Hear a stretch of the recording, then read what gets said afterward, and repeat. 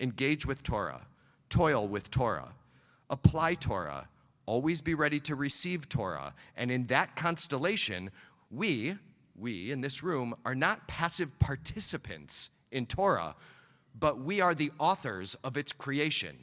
We write Torah ourselves, which is a little bit odd because the Torah is actually behind me in the ark. And we don't get to write the Torah, it seems like. We just read what it says. Rabbi Abraham Joshua Heschel has this beautiful theory. He said, in Jewish literature, there's an idea which maintains that the Torah, which is eternal in spirit, assumes different forms in various eons. The Torah that was known to Adam in the Garden of Eden, although not in its present form, it did not have commandments concerning charity to the poor and the stranger and the orphan and the widow. Those commandments would have been meaningless in the Garden of Eden, where it was just Adam and Eve. But he had a Torah, just not the entirety of the Torah. In that eon, Rabbi Heschel says, in that era of history, the spiritual Torah that exists somewhere in the cosmos came through to that human being in precisely the way that they needed it, but not in its entirety, which means that the Torah that was received on Mount Sinai was also just a fraction of the actual Torah that exists in the cosmos, because the Torah, when it is being received by human beings for that era. How does this translate in any way, shape, or form? On Monday, I was in a town in New York that is called New Rochelle. I had never been to this little town before, and I will never go back. Okay, who's from New Rochelle in here? Anyone? Ian? No, wow. I'm probably going to go back to New Rochelle someday.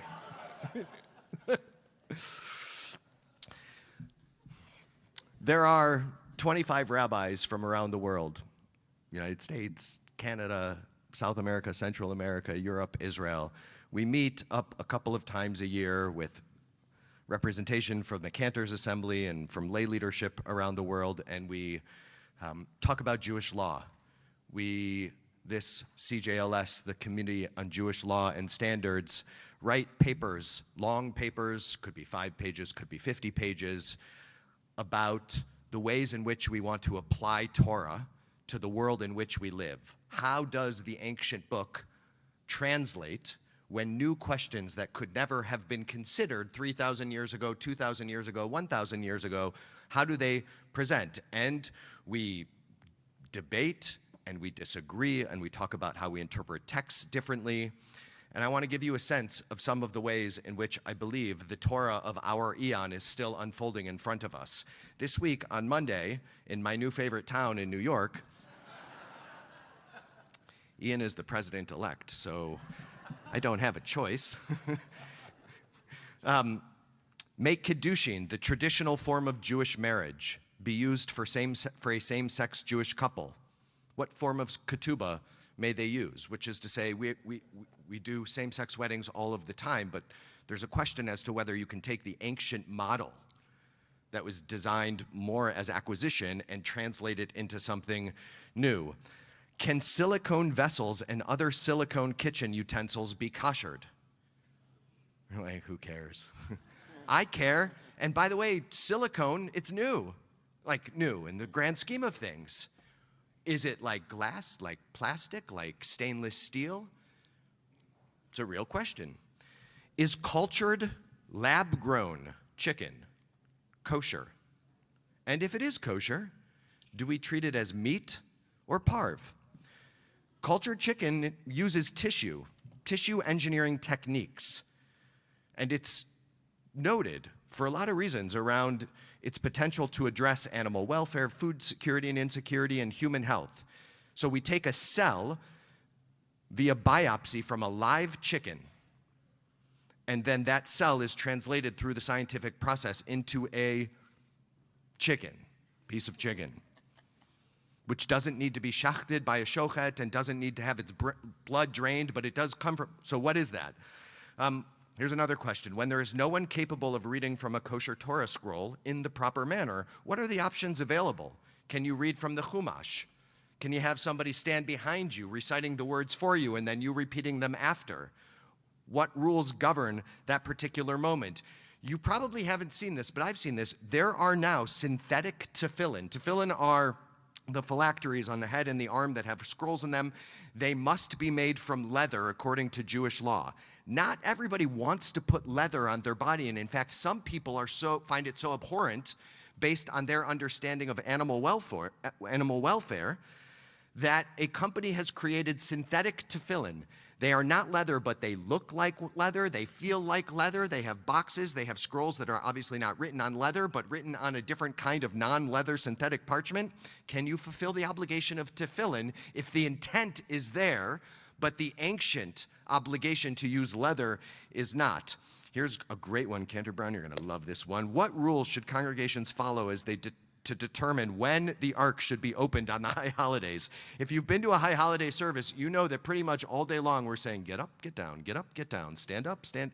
And the ark is open, it's closed. Anybody who's ever stood on the bima to open the ark for us on the high holidays has walked off the bima confused about when it is they are supposed to open the ark and shut the ark. And honestly, we don't know. She knows. Cantor Brown knows. The rest of us, we don't even know. So one of the rabbis on this committee wrote a paper with like, here's why we do this in different places, here's what's required, and here's what people can forego. Some of you may have heard in Israel, there's this event called Healing Inc. I think it happens around the world. It's where people who have tattooed themselves as part of their healing process come together to share their trauma with one another while using art, in this case permanent art, as a part of the process. There are 3 Israeli professors who are analyzing all of the data from being present at the Healing Inc. event. They got 150, 200 testimonies, and they are starting to show findings that participants consistently describe the experience as emotionally meaningful and psychologically transformative, which begs the question from the tradition that has said no to tattoos. May tattoos be permitted if they are part of the healing process for PTSD? That's a real question. And then there's this big paper called the Omnibus Tshuva, which that's like, sounds very DC. The omnibus paper is we as a committee are looking for more ways within the constraints of Jewish law to be inclusive of non-Jewish members of families in synagogue life. And we're going through all different areas of the synagogue to try and do better. Look, here's the thing. We have 2 Torahs. There is a Torah shebichtav, a written Torah, that's behind us, behind me, in front of you in the ark. And then there is something called a Torah shebal peh, an oral Torah. That is the spoken Torah around the written text that is constantly trying to bring it to life and translate the world through possibilities of interpretation. It is why I can take a Hebrew word in the Torah that's missing one letter and say, this means we are all co-creators in the dynamic interpretation and writing of the scroll that is behind me. It means the Torah, the spiritual Torah, the one Rabbi Heschel was talking about, the one that will always exist beyond us but is given to us at different points in history, it is never ending. It is infinity. It is always emerging. The 19th century Polish chassid, the Kutzker Rebbe, was once asked by a student, why is Shavuot, the upcoming holiday that we will celebrate here, called Zman Matan Torah, the time of the giving of the Torah, rather than Zman Balat HaTorah, the time of receiving the Torah? Meaning, what happened at Mount Sinai depends on whose perspective you are telling the story from. If you are telling it from God's perspective, it is the giving of the Torah. But if you are telling it from the Israelite perspective, it is the receiving of the Torah. But we call it Zman Matan, the time of giving. And The Kutzker Rebbe answered that question. The giving took place on that one day, but the receiving of Torah takes place at all times. There is never a moment in which the spiritual, supernal Torah that exists in the cosmos is not being handed down into the world in which we live if we are Behukotai telechu, walking with that book, that scroll in our hands. We will never finish. We will never finish with Torah because we can't, as humans, be finished with our experience of the world. And goodness, do I feel lucky to be part of a tradition that tells us we are in a sacred reception at all times, every day. Truly blessed. Shabbat Shalom.